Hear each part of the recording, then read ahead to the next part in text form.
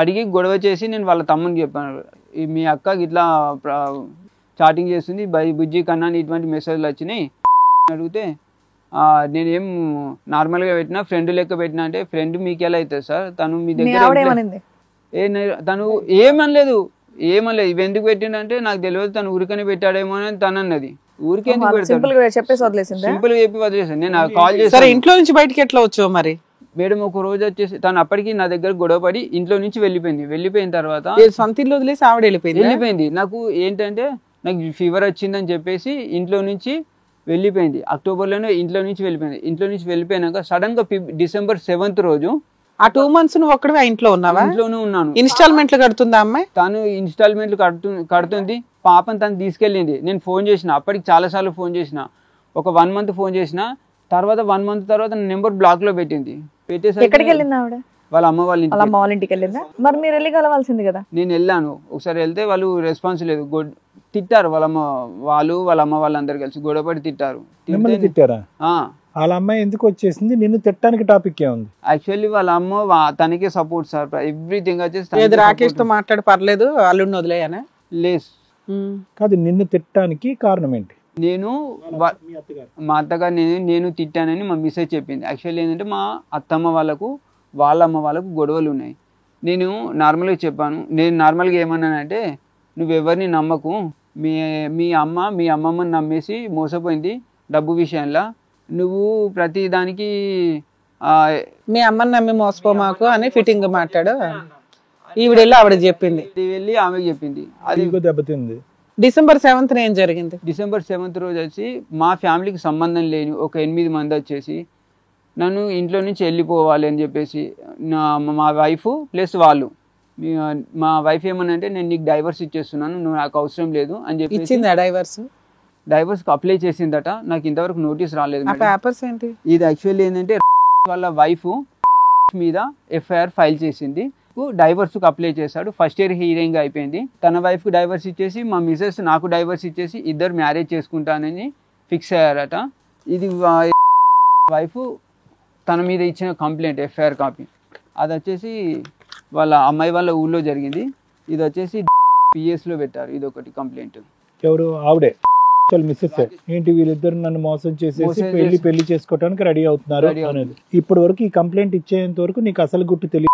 Wife చెప్పింది, అరే బాబు చూసుకో ఇలా ఉంది డేంజర్ అని. అవును. ఇప్పుడు మీరేం కావాలనుకుంటున్నారు? నాకు న్యాయం కావాలి మేడం. పాపను తను మారి ఒకవేళ ఇప్పటికైనా నాకు అవసరం లేదు, ఏదైనా మారి తను నా దగ్గరకు వస్తుందా, లేదు నేను అవసరం లేదు అనుకుంటుందా? ఒక నిమిషం, ఇవన్నీ నిజమే అనుకుంటున్నారా మీరు? నిజంగా ఆ అమ్మాయికి ఏదో సంబంధం ఉందా, లేదంటే ఆవిడ ఏమైనా అనుమానం పడుతుందా మిస్సెస్? ఇప్పుడు ఇదే బుజ్జి కన్నా మెసేజ్లు ఆవిడ కూడా చూసుండొచ్చు. అది చూసి దాన్ని ఇంకో లెవెల్లో ఊహించుకుని వీళ్ళు ఏకంగా పెళ్ళే చేసుకుంటారనే ఆలోచనతో ఉండుండొచ్చు. లేదంటే ఆవిడ దగ్గర ఇంకేమైనా పెద్ద ఆధారాలు ఉన్నాయా? సార్ మేమిద్దరము డౌట్ అనడం కాదు, వాళ్ళ వైఫ్ డౌట్ నా డౌట్ అని కాదు సార్. వాళ్ళ సొసైటీలో కూడా అందరికీ అర్థమైపోయింది ఈ మా మిస్సెస్తోనే ఎక్కువ తిరగడము. మా పాపను సార్ చెప్పుకోవడానికి నాకే ఏదోలా ఉంది, మీరు నమ్ముతారో నమ్మరో కానీ మా పాపను కూడా గార్డియన్గా తన పేరు రాయించింది. ఆ విషయంలో కూడా నేను ఎక్కడ రాయించింది గార్డియన్? స్కూల్లో. ఆ జాయినింగ్ టైం నేను వెళ్ళలేదు, వీళ్ళిద్దరు వెళ్ళారట. మా మిస్సెస్ తీసుకెళ్తున్నా, నేను జాయిన్ చేపిస్తున్నానని చెప్పింది. ఆవిడ మదర్ గార్డియన్. నాకు తెలియకుండా యాక్చువల్లీ నాకు చెప్పింది నేను జాయిన్ చేపిస్తున్నాను అని చెప్పేసి మా మిస్సెస్ తీసుకెళ్ళింది. బట్ ఏంటంటే తను అక్కడ నుంచి అటు స్కూల్కి వెళ్ళాడట. ఇద్దరు వెళ్ళి దాంట్లో ఫిల్అప్ చేశారు form. Second delivery, second pregnancy ఎందుకు రాలేదు మీ వైఫ్ కి? సెకండ్ ప్రెగ్నెన్సీ తను నాతో అప్పుడు సరిగా లేదు. ఎన్ని ఇయర్స్ నుంచి లేదు? ఫస్ట్ ప్రెగ్నెన్సీ పెళ్ళైన స్టార్టింగ్ లోనే వచ్చేసింది, పెళ్ళైన వెంటనే వచ్చింది. ఆ తర్వాత నుంచి ప్రెగ్నెన్సీ రాలా, ఎందుకని? చిన్న చిన్న గొడవలు మేడం. అసలు ఫిజికల్ గా మీరు ఎప్పుడు కలిసేవాళ్ళు కాదు? తక్కువ. మీ మిస్సెస్ కి ఇంకేమన్నా నీతో ప్రాబ్లం ఉందా? అదొకటే సార్. మీతో ఏమన్నా ప్రాబ్లం ఉందా? మా మిస్సెస్ కి నాతో ఏం ప్రాబ్లం నాకు ఇంతవరకు తెలియదు సార్. నువ్వు అడుగుతున్నాయి కదా, అడగంది అమ్మ కూడా అన్నం పెట్టదు. నీ భార్య ఫస్ట్ మ్యారేజ్ గురించి అడగలేదు, అందులో మొగుడున్నాడో లేదో తెలియదు, డైవర్సా చనిపోయాడో అనేది తెలీదు. 9 ఏళ్ల నుంచి ఫిజికల్ రిలేషన్ లేకపోతే అడగడు.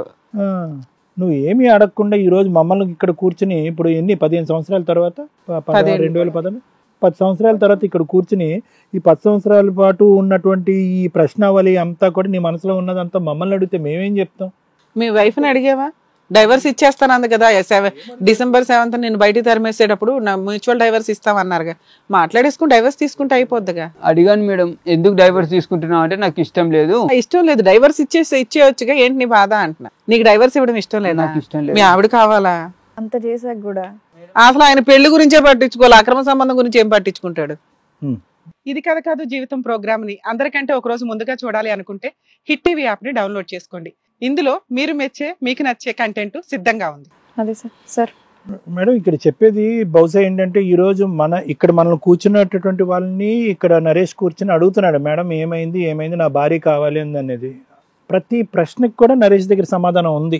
వాళ్ళ వైఫ్ క్యారెక్టర్ ఏంటి, ఆవిడ ఆలోచన ఏంటి, ఆవిడ వ్యక్తిత్వం ఏంటి, ఆవిడ ఎందుకు గట్టిగా అరుస్తుంది, ఆవిడ ఎందుకు ఆ సర్జరీ చేయించుకుంది, బుజ్జి కన్నా బంగారం అని చెప్పి అవతలోడు ఎందుకు మెసేజ్ పెట్టాడు, ఈవిడెవరో ఎవరు వెళ్ళి ఎందుకు కంప్లైంట్, అన్ని ప్రశ్నలకి ఈరోజు దగ్గర సమాధానం ఉంది. అన్నిటికీ ఉంది. ఏంటంటే ఎక్కడ కూడా మొదటి నుంచి చేసినటువంటి తప్పు ఇప్పటికీ చేస్తున్నాడు. 6 నెలల పాటు తూతూ మంత్రంగా వచ్చినటువంటి ప్రేమాను తల్లిదండ్రులు వద్దురా బాబు నీకు తెలియదు, నువ్వు చూడటానికి అమాయకుడు. నిజంగా అమాయకుడు మేడం, ఈ అబ్బాయి నిజంగా అమాయకుడు. సో ఏదో తెలివితేటల వల్ల కష్టపడుతున్నాడు, 4 పైసలకు సంపాదించుకున్నాడు, కానీ అడుగడుగున కేవలం పెళ్లిని, ప్రేమని, భార్యని కాపాడాలి. వెనకాతలు ఉన్నటువంటి బ్యాక్గ్రౌండ్ ఎప్పుడైతే బట్టబయలు అవుతాయి కనుక ఈ అమ్మాయి ఎగిరిపోతుంది అనేటటువంటి అభద్రతతో 10 సంవత్సరాల ముందు ఎలా ఉన్నాడు ఇప్పుడు కూడా అలాగే ఉన్నాడు. ఇతని కార్యక్రమం, ఇతను ఫుల్ టైం జాబ్ ఏంటంటే ఆ అమ్మాయిని కాపాడుకోవాలి, ఆ అమ్మాయిని గట్టిగా అడగకూడదు, ప్రశ్నించకూడదు, ఆ అమ్మాయిలో రాంగ్ ఆలోచన రాకూడదు, నేను గుడ్ బాయ్ అన్నట్టుగా అనిపించుకోవాలి. కాబట్టి ఎంత కష్టపడినా ఆ అమ్మాయిని కష్టపడనివ్వకూడదు, ప్రతి రూపాయి పావలా ఆ అమ్మాయి చేతిలోనే పెట్టాలి, ప్రాపర్టీస్ కొనాలి, ఆ అమ్మాయి ఏం చేసినా కూడా నేను ప్రశ్నించకూడదు. ఇదే కదా ఈరోజు నువ్వు ఒక సమస్యతో ఈరోజు తలదించుకుని నా భార్య కావాలి బొర్రో అని నువ్వు ఏడుస్తున్నావు అంటే కనుక కేవలం ఒకటే అంశం కదా, ఆ అమ్మాయిని ప్రతి సందర్భంలో ప్రతి అడుగులో ప్రశ్నించుంటే కనుక ఈరోజు నువ్వు ఇక్కడ కూర్చోవలసినటువంటి అవసరం లేదు. ఎప్పుడో విడిపోయేవాడు. అది ఎలాగో జరుగుండేది, విడిపోయి ఉండేవారో ఏదో. అట్లీస్ట్ ఈరోజు ఒక ఆడపిల్లని కానీ నువ్వు ఆడపిల్లని చూడక ఏ పాపం చేయకుండా ఈ పెళ్లిలో నా భార్య ఏదని చెప్పి ఇంత హింస అయితే ఉండేది కదా. లెక్క సంవత్సరంలోనో 6 నెలల్లోనో తేలిపోయి ఉండేది, గుట్టు అనేది తెలిసిపోయి ఉండేది. మొదటి మ్యారేజ్లో ఈ అమ్మాయి క్యారెక్టర్ ఏంటన్నది నీకు అర్థమై ఉండేది, మొదటి మొగుడు ఎందుకు పారిపోయాడు అన్నది అర్థమై ఉండేది, నీకు పారిపోయాడో డైవర్స్ ఏమై ఉన్నదో నీకు తెలిసిపోయి ఉండేది. దాన్ని బట్టి నువ్వు అసెస్ చేసుకునేవాడివి. ఇక్కడ 2 తప్పిదాలు. ఒకటి, నీకు సోషల్ జడ్జిమెంట్ లేదు. సమస్య వచ్చిన తర్వాత ఆలోచిస్తావేమో తెలియదు, కానీ సమస్య ముందైతే మాత్రం థింక్ చేయవు. సిట్ థింక్ అండ్ డూ అన్నారు పెద్దవాళ్ళు. అంటే ముందు కూర్చో, ఆలోచించుకో, తర్వాత ఏదైనా మాట్లాడు, ఏదైనా పని చేయి అన్నారు. ఎప్పుడు కూర్చున్నావు, ఎప్పుడు ఆలోచించావు, ఏం పని చేశాను, ఎప్పుడు కూడా చేతులు కాలిన తర్వాత నువ్వు మళ్ళీ వెనక్కి వెళ్ళి తిరిగి అరే ఇది ఎందుకు జరిగింది అని అంట మొదలుపెట్టావు. మా ఆవిడ వెళ్ళి ఫ్లాట్ కొనటం ఏంటి, అక్కడ డబ్బులు ఎక్కడ వస్తున్నాయి. మీ మొత్తం ప్రయాణంలో ఒక 10-12 సంఘటనలు జరిగి ఉంటాయి. నువ్వు ప్లాట్లు కొనటం కానీ, లేదంటే ఆ అమ్మాయి సర్జరీ చేయించుకోవటం కానీ, అనేటటువంటి వాడి దగ్గర నుంచి మెసేజ్లు రావటం కానీ.